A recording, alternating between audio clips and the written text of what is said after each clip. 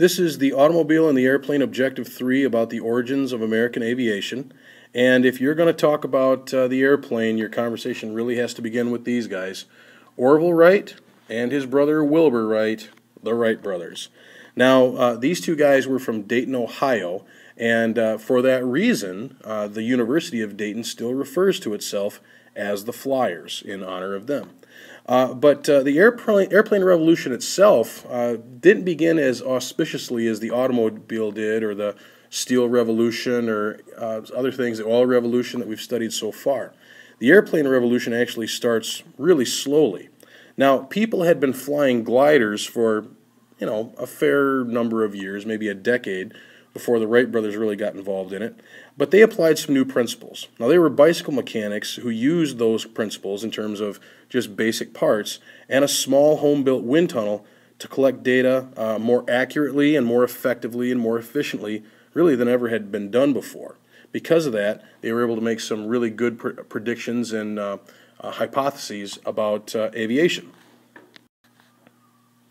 Now, their first glider that they had in 1900 is this one right here, a pretty simple model. As you can see, it's being held to the ground by some cables. This one was unmanned, although it was big enough where you could fly on it. It's basically just a giant big box kite. Of course, the Wright brothers would make innovations later on. This, for example, is the 1901 Flyer. And Wilbur is the one that's piloting this craft, or at least did pilot it, I guess you'd say. You can see the skid marks in the sand here as he landed. Now, you'll notice another thing, too, here. This landscape obviously isn't Dayton, Ohio. The Wright brothers did all of their research and applied sciences and everything like that in Dayton, but they needed a place with favorable weather conditions and sandy soil so that if you had accidents or crashes, you weren't going to damage the aircraft, or more importantly, the person. Now, they suggested some sites like California, far away, and things like that, but ultimately they decided on a spot a couple of states away, Kitty Hawk, North Carolina. And that's where they really did most of their test flights of their original gliders. Now, this is the 1902 glider, and you can see one distinct difference here between the 1901 glider, and it's this rudder right here. The rudder on the 1902 glider wasn't fixed. The rudder on the 1902 was actually pretty flexible, and of course Wilbur didn't mind taking that one out for a spin either.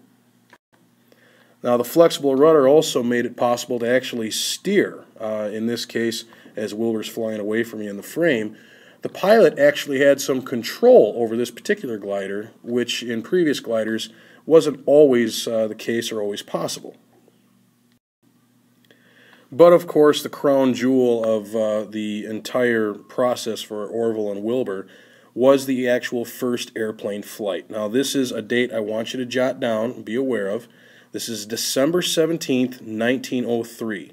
And this is the photo of the first flight that the Wright brothers made. Now, the difference between this flight and their previous glider flights, as well as all other glider flights that came before that, was that not only did they have the first successful airplane, but they also made the first controlled, powered, and sustained flight, rather than simply a glider flight. They could control it with the rudder back here, and they could power it by their mechanizations right here, and they could sustain it. Now, how long they sustained it? Well, not necessarily as long as you might think. They were up in the air for the first flight at 120 feet for 12 seconds. Now, that doesn't seem like a whole lot right now, but when you're talking about sustained flight that is controlled, powered by the pilot, or advanced by the machinery itself, you're talking about a pretty big advancement. Now, from 1905 to 1907, their flying machine went through a series of other tests as well. They were developing it to become the first fixed-wing aircraft and make fixed-wing flight possible, stabilized wing flight. Now, of course, this is going to become the model for aircraft later on, and their three-axis control model, which you can't really see in the background of this picture, but it's there. Their three-axis control model enabled the pilot to steer effectively and maintain equilibrium. Because of that, the three-axis control system is still the standard on all fixed-wing aircraft. Now, this seems like this would be a pretty big achievement, and the Wright brothers obviously thought they had done something really, really big. But they did experience a series of problems. The first one came directly from the public. Despite the fact that the Wright brothers knew they had done something significant, the public didn't necessarily look at it that way, and the only way to get that information to see that something significant had been done would be through the newspaper, and the newspaper didn't think it was that significant either. There were all sorts of conversations about how they hadn't stayed up in the air long enough, even though future flights had them up longer than 12 seconds. They hadn't stayed up in the air long enough, they hadn't flown, sorry, good English, they haven't flown high enough for enough time in the air. They basically thought, well, this is something that other people have already done with gliders. So initially they didn't think it was that big of a deal. Other problems they experienced had to do with patent wars and lawsuits over who really invented the airplane. Once something significant happens, everybody wants to have their hand in the process and say that they were a part of it. Well, yeah, there were people who did a lot of stuff with gliders and things like that, and other people claimed to have invented the airplane first, but the Wright brothers were really the first ones to have a model that actually worked with any kind of controlled, powered, and sustained flight.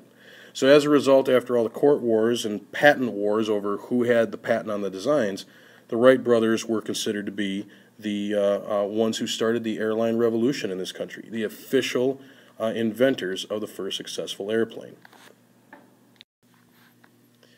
There were other problems. By 1914, the airplane had improved in terms of structure. This model you see here, 11 years after the original version that the Wright brothers came up with, is obviously a little more sturdy, but so many people had died in airplanes by 1914 they became known as flying coffins. World War I, though, brought some decent use of the aircraft. Now, as you can see here, a concept called dogfighting would start, and aircraft would become prominent during the Great War of Europe from 1914 to 1918. Now, some people became very famous.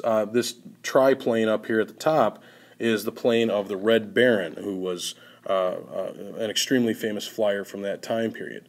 There were other flyers as well, like Eddie Rickenbacker, that made a name for themselves by shooting down other aircraft and becoming famous for how many kills or how many shoot-downs they had in the newspapers. But before those glory days in World War I, the original aircrafts were really kind of rickety and couldn't carry much of a payload with them in terms of bombs or anything else.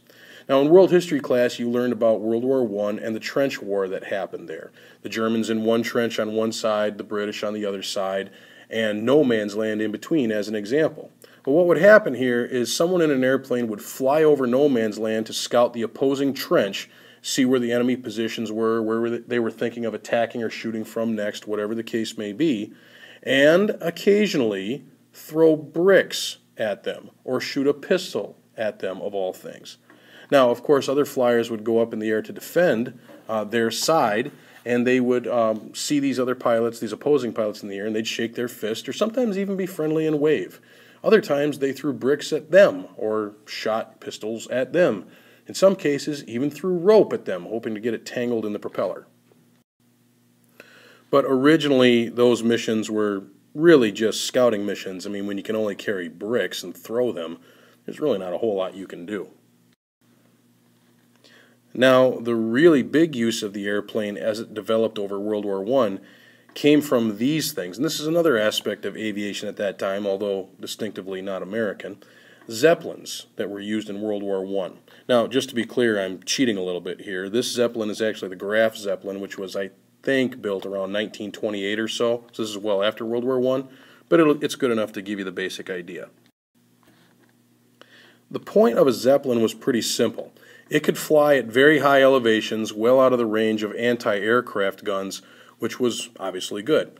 Now, what they would use them for initially were scouting missions, but pretty soon, rural areas outside of London, strategic military targets, started getting bombed in Zeppelin raids. Occasionally, those Zeppelins would go into the city of London trying to bomb factories that were producing military weapons. Now, sometimes those Zeppelins would be on target, but other times they would miss. Now, again, civilians were not official targets in World War I. That wouldn't happen until World War II. But civilian casualties often were very high because trying to actually be accurate with a Zeppelin bomb drop was not the easiest thing to do. Sometimes they'd miss the factory altogether or the military target and kill a lot of the civilian population. So obviously people weren't really thrilled when they saw a Zeppelin coming. But there was one thing you could do if a Zeppelin was approaching. And again, I'm cheating. This is 1937 in the Hindenburg. But you'll get the basic idea. The fuselage of the typical Zeppelin was a metal frame with some kind of fabric wrapped around the outside. And if you managed to shoot a bullet in there, just one bullet, and it nicked the metal frame and caused a spark, the whole Zeppelin would blow up and go down because the entire thing was filled with hydrogen, extremely flammable. So all you had to do was get to the Zeppelin and get one bullet in it, and you could probably take it out of the sky. Now, that being said, the ones that were trying to do the Zeppelin raid felt they were particularly valuable. And so a lot of times you'd see bomber escorts in front of the Zeppelin that would lead it into battle. And some of these bombers by 1917 were very capable of themselves. You can see here they're a little sturdier and can carry their own bombs now. And that led to other aircraft coming up from the ground to try to knock the Zeppelin out of the sky. Now, what you get from this is an old concept that had started in the trench warfare scouting reconnaissance mission days called dogfighting. Sometimes aircraft would go up, remember, and throw ropes at the other aircraft or shoot at them. Well, by this time, people had managed to mount machine guns on the front of their aircraft, and there was some trepidation and a little bit of fear that they would shoot out their own propellers. But the bottom line is that you were trying to go up and get the Zeppelin out of the sky, and the aircraft leading the Zeppelin were trying to protect it. And that led to even more advanced forms of dogfighting.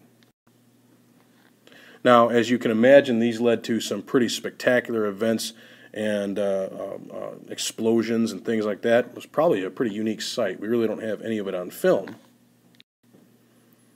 But we still saw a lot of dogfighting after that point in World War I. And it's that point, World War I, that really sets the airplane revolution into high gear. Because once aircraft learned how to dogfight, everybody was trying to innovate and expand. And that led to us having commercial aircraft a little sooner than we would have had them. Also, eventually, spaceflight. It all began with aviation at this time. So that's basically it for the airplane revolution. I do have one thing that I want to do here. Colton Shupry, this is for you. Peace! I'm out! Don't ever ask me to do that again. Thanks for listening.